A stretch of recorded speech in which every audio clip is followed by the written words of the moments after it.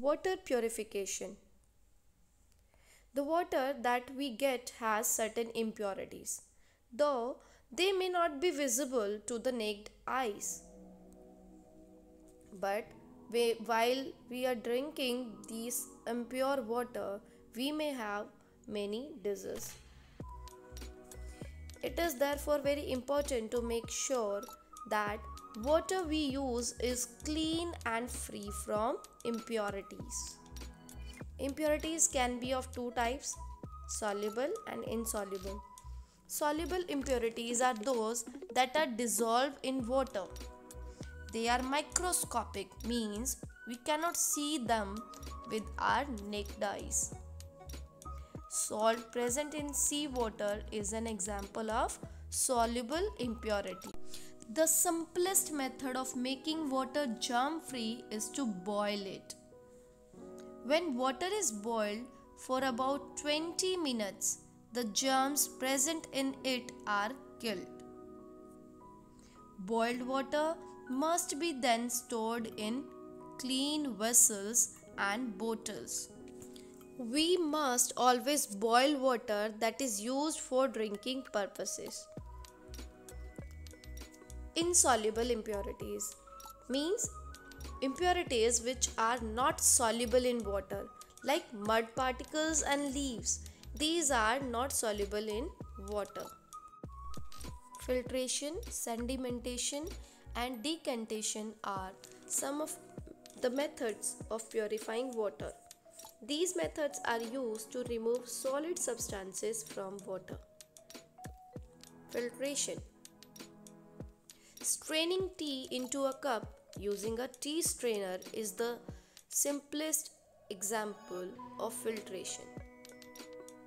Filtration is the physical process of separating insoluble substances from liquids using fine cloths, filter paper, plastic or steel strainer. Liquid containing insoluble impurities is poured out into a funnel lined on the inside with a filter paper or fine cloth. The clean water passes through the filter, leaving all the insoluble impurities behind, and is collected in a jar kept below the funnel. Now, after filtering, we can boil the water, because boiling the filtrate or the filtered water kills the microscopic impurities in it, such as germs and microbes. Sedimentation. Sedimentation is a method of removing such impurities in an easy manner. Impurities like insoluble impurities. If the mixture of soil and water is stirred and left undisturbed for a few hours, then the soil particles start settling down slowly at the bottom of vessel.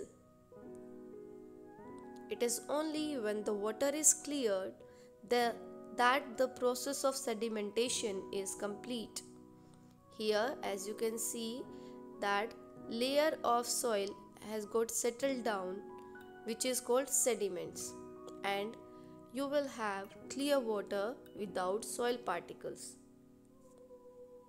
The solid impurities that settle down at the bottom of vessel are called sediments. Decantation.